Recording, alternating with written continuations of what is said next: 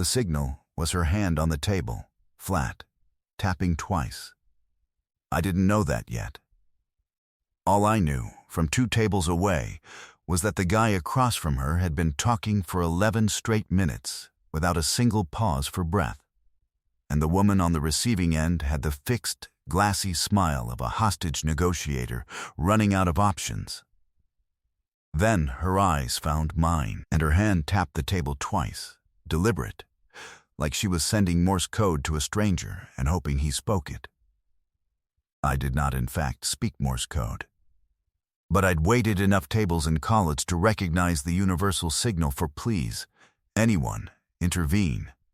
So I got up, straightened my jacket like a man on a mission, and walked over like I'd known her my whole life. "Sorry I'm late," I said.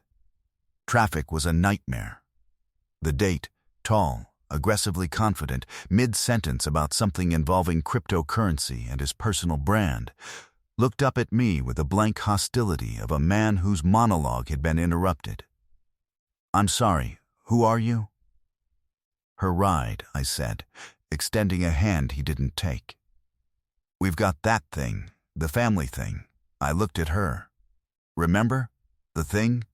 Her eyes did a full lap of gratitude and disbelief. "The thing," she agreed. "God, I completely forgot. My aunt she's very ill, and it's a whole situation. Terminal," I added, possibly overdoing it. Time sensitive. The date looked between us with dawning, wounded comprehension. "Is this a bit? Is this a joke you two are doing?" "No bit," she said, already gathering her purse. "Real aunt. Really ill. Genuinely terrible timing. I am so sorry. This was lovely up until the part where my family started dying. We left him sitting there, mouth slightly open, the check for 2 untouched glasses of wine already on its way. Outside, half a block down, she doubled over laughing so hard she had to hold on to a lamppost. "Terminal," she gasped. "You said terminal." I panicked. I was already in it. "You were so in it. You called yourself my ride and then just stood there like you didn't have a car." "I don't have a car." She laughed harder. "I'm Alex. Ben, and for the record, I don't usually just insert myself into strangers' dates. You look like you were drowning." I was 2 minutes from chewing through my own arm to escape that table. He'd been talking about his personal brand since the breadsticks arrived. I don't even think he asked my last name. She wiped her eyes, still catching her breath.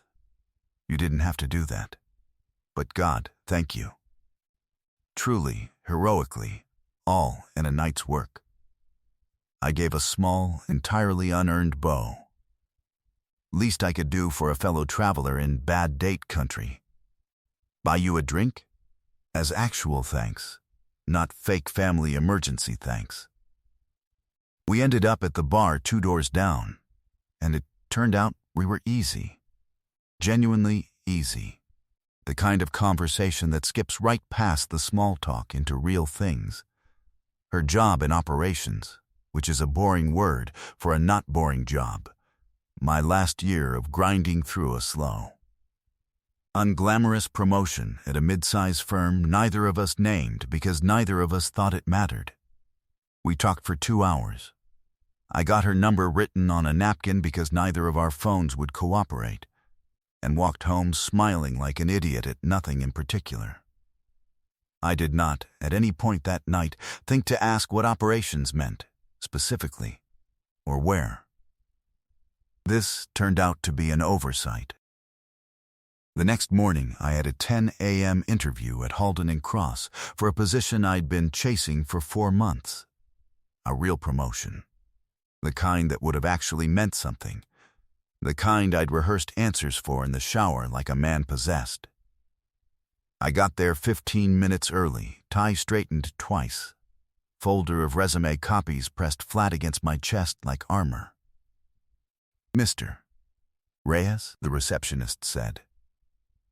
"They're ready for you."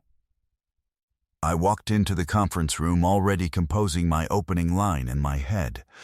Something about cross-functional synergy that I'd practiced until it stopped sounding insane, and looked up to find Alex sitting at the head of the table, blazer instead of last night's dress, hair up instead of down, a folder open in front of her with my name on the tab.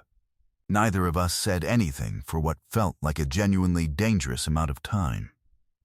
"Operations," she said finally, very slowly, like she was working out a math problem in real time. "I said I worked in operations. You did say that. I direct hiring for this division." She closed the folder, then opened it again, like that might change what was written inside it. "You are Ben Reyes. You are my Ben Reyes. From last night. The aunt.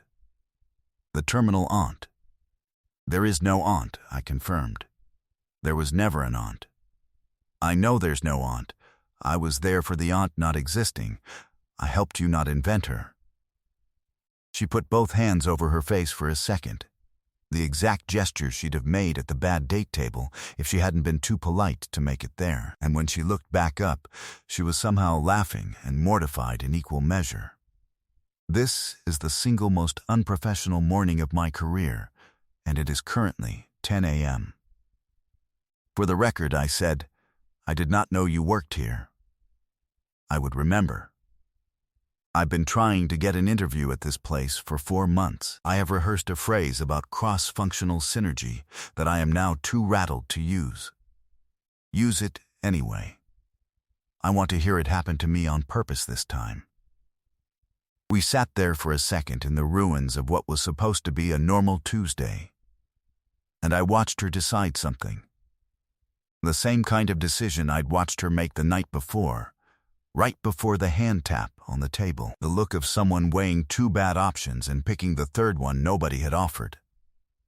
"Okay," she said, straightening the folder, straightening her spine, visibly rebuilding the professional woman she'd been 40 seconds ago.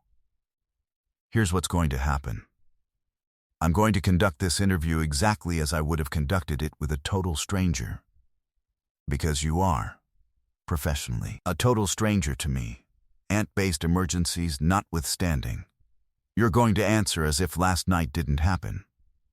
And after, whatever the outcome, we are never, under any circumstances, going to be weird about the fact that I know you can improvise a terminal illness under pressure. Understood?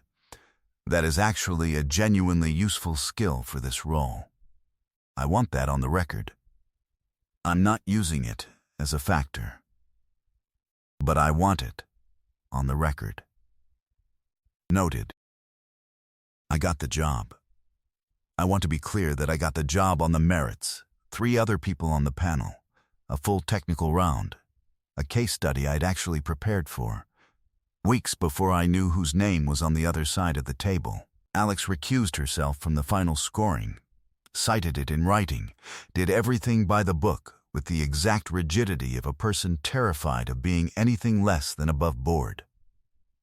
She told me all of this over drinks 2 weeks later, the actual kind, no fake emergencies required, both of our phones fully cooperating this time. "I want it understood," she said, "that this is deeply irregular, hiring someone I already had a whole rescue mission bonding experience with. If anyone ever asks, we met at this bar. Nothing before that happened. Nothing before that happened," I agreed. "Except the aunt. We're keeping the aunt. We are absolutely keeping the aunt. The aunt is the best part of my week, possibly my year. I've already told my sister about the aunt. Does your sister know the aunt isn't real? My sister thinks I have an aunt now. I'm not correcting that. It's a good story and I refuse to ruin it with accuracy." I lifted my glass. "To the aunt. May she rest in peace, never having existed." "To the aunt," Alex agreed, "who got me out of a bad date into a good one, and somehow, against every rule in the employee handbook, into whatever this is turning out to be." Neither of us said what this was, exactly. We didn't have to. Some things you just let sit there, unnamed and lucky. The same way you let a very good, very unlikely story sit there without picking it apart to check if it makes sense. It didn't make sense. It was the best thing that had happened to either of us in a long time anyway.